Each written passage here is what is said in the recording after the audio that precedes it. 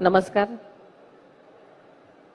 Missing link म्हणजेच आताचा connecting link लोकार्पण सोहळ्याच्या आजच्या या कार्यक्रमामध्ये उपस्थित असलेले राज्याचे लोकप्रिय मुख्यमंत्री आदरणीय देवेंद्रजी फडणवीस साहेब, उपमुख्यमंत्री आदरणीय एकनाथजी शिंदे साहेब, मंत्रिमंडळातील माझे सहकारी श्री शिवेंद्रराजे भोसले, आदित्यताई तटकरे, भरत शेठ गोगावले, मेघनाताई बोर्डीकर,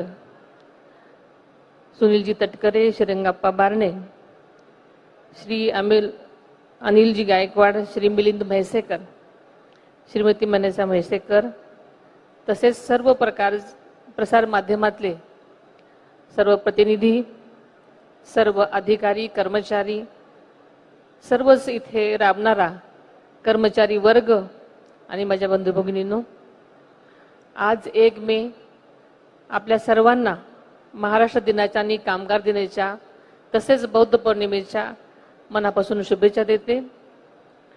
पुणे मुंबई द्रुतगती महामार्ग मिसिंग लिंक प्रकल्पाचं लोकार्पण आज आदरणीय मुख्यमंत्री देवेंद्रजी फडणवीस साहेब आणि उपमुख्यमंत्री आदरणीय एकनाथजी शिंदे साहेब आणि सर्वांच्याच साक्षीनं आज करण्यात आलं.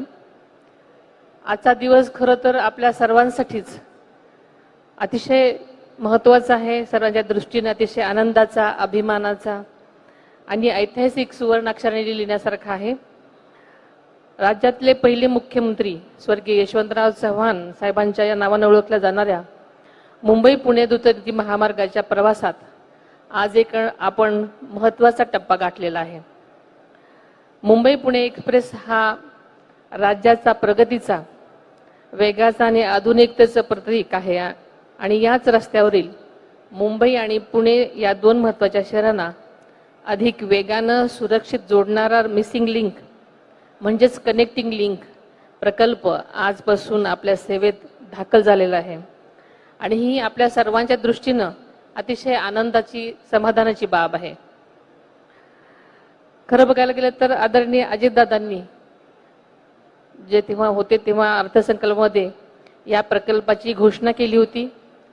प्रकल्पाचं काम सुरू झाल्यानंतर त्यांनी त्याची पाहणी केलेली आपण आताच शिंदे साहेबांकडून ऐकलेलं आहे आणि मंत्रालयातील आपल्या दालनातूनच राज्यातील प्रकल्पांचा आढावा घेत असताना या प्रकल्पाच्या कामाचा आढावा ते नेहमीच घेत असायचे.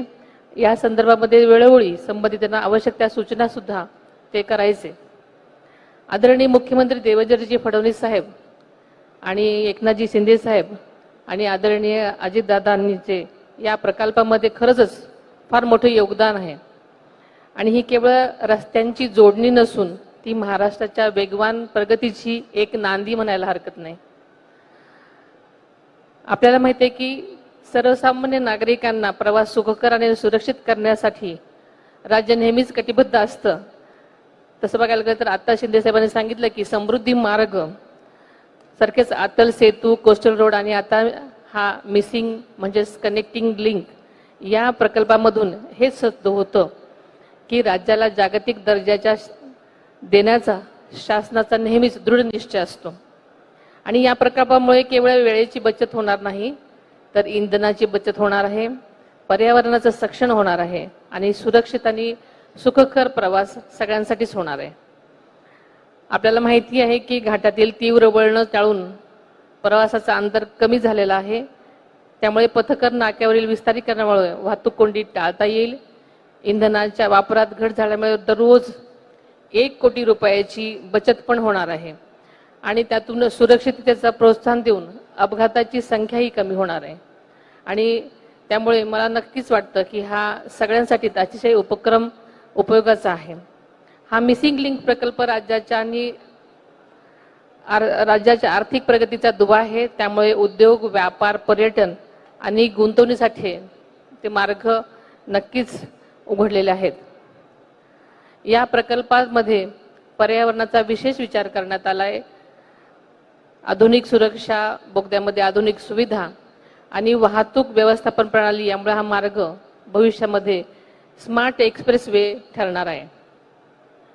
या प्रकल्पासाठी ज्या ज्या लोकांनी आर्थिक परिश्रम घेतलेले आहेत ते उपमुख्यमंत्री एकनाथजी शिंदे साहेब, राज्यमंत्री मेघनाताई बोर्डीकर यांच्यासह SSRDCचे सर्व सहकारी कर्मचारी, या प्रकल्पासाठी काम करणारे सर्वच अभियंते, कामगार यांचं मी सुरुवातीलाच मनापासून अभिनंदन करते. आपल्याला माहिती आहे की मिसिंग लिंक 6,695 कोटी रुपये खर्च आलेला आहे आणि आत्ताच आपल्या सगळ्या समक्ष जगातील सर्वात रुंद बोगदा म्हणजेच 23.5 मीटर रुंदीचा बोगदा या प्रकल्पामध्ये सामील झालेला आहे आणि याची आत्ताच गिनीज बुकमध्ये नोंद झालेली आहे आणि हा आपल्यासाठी अतिशय अभिमानाची गोष्ट आहे. तसेच भारतातील सर्वात उंच केबल स्टेट पूल सुद्धा या प्रकल्पात समाविष्ट आहे, हे आपण ऐकलेलंच आहे. त्यामुळे पुणे मुंबई अंतर 6 किलोमीटरने कमी होणार आहे व 30 मिनिटे प्रवासाचा वेळच बचत होणार आहे आणि अशा अत्यंत उपयुक्त प्रकल्पाचं आज लोकार्पण झालेलं आहे. मी परत एकदा सगळ्यांचं अभिनंदन करते. धन्यवाद.